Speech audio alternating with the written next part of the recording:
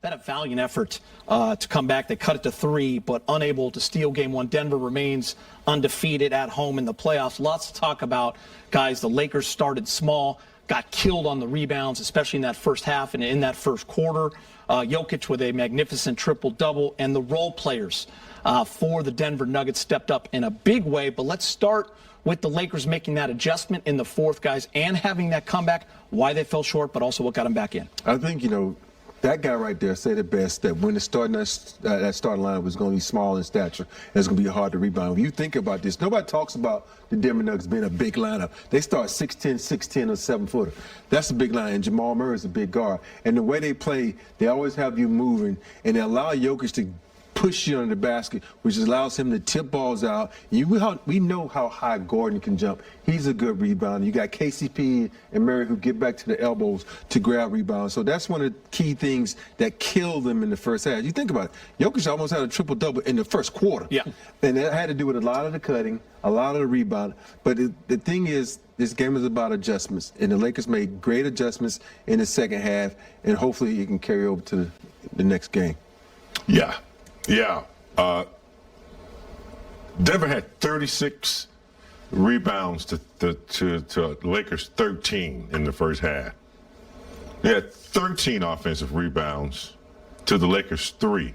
Jokic had 16 rebounds. 7 of them were offensive rebounds, and he also had 7 assists. So it was like a box of chocolates. You never know what you're going to get, but they got a lot in the first half from Denver, which is, to be expected in the first game of Western Conference Finals.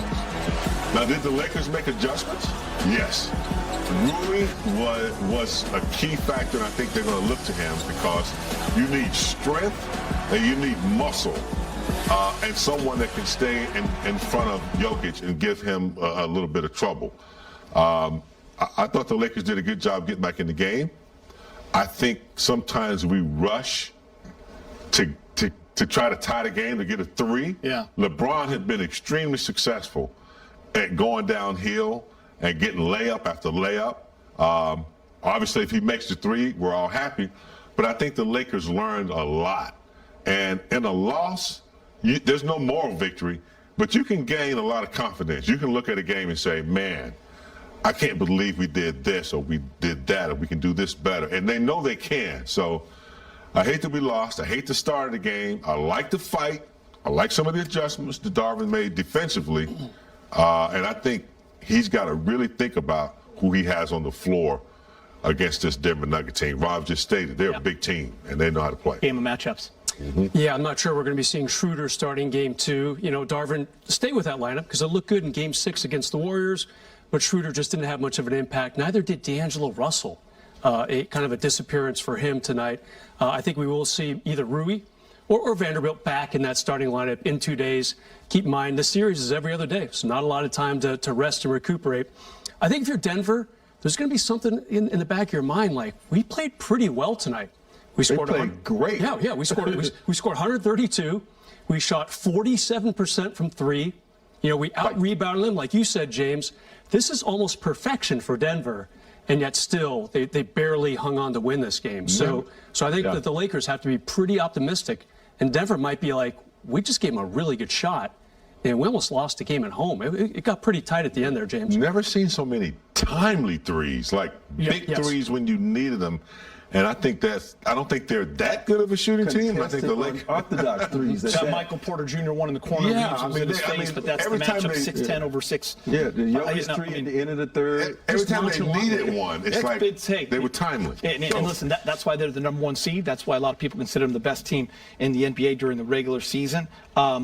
James, you were talking about something. The 15 offensive rebounds, 13 of those came in the first half, right? They were minus 16, the Lakers in the rebounding category, after the first quarter, just -1 the rest of the way. So that first half is when all those haymakers came, and that's where that game was separated. And all that time trying to come back, you just come up short. But that first half was a blitz. Absolutely. By Denver. I mean, look, Golden State has Steph Curry. He's their Curly Neal. He's the guy that has the ball. Denver, it's Jokic. They're very similar. They're bigger. they spread the court and they allow him to operate, and they move without the basketball. They got a lot of, like Rob said, pregame. You turn your head, he's going to find you. But I just don't think the Lakers really managed the defense that well in the first half. It was too many mismatches, and they need to make some changes quicker. Yeah, you bring that up, James. It's like, listen, everyone build this series as best offense versus the best defense. It was the Lakers' defense that wasn't there up to par in that first half, without a doubt. And we were all watching that game. A lot of doubles on Jokic early, and guys are cutting, and the off-ball defense just not good. And the Lakers got killed. You see later in the game, they're going a little more one-on-one with Rui on Jokic to try to make him a scorer. So he's so good as a passer, Rob, right? So they kind of changed some things, which was good. But let's talk about Jokic.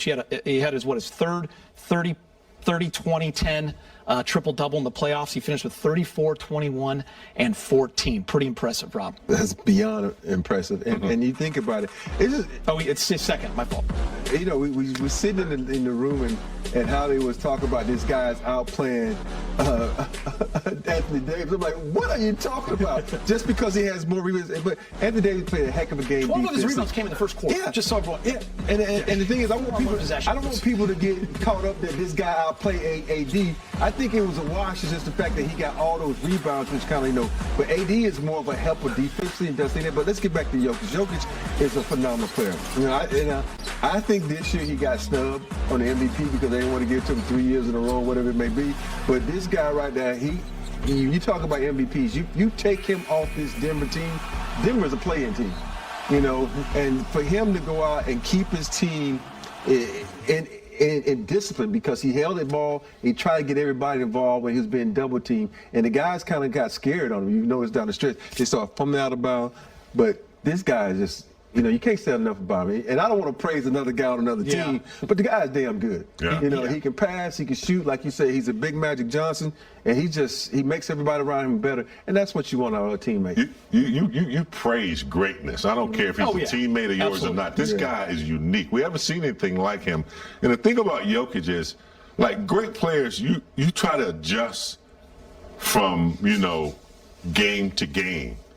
And, Jokic is a player that you can't do that because he doesn't wait to the next game. He makes adjustments on the fly. You throw a player at him, he'll adjust to it during that moment.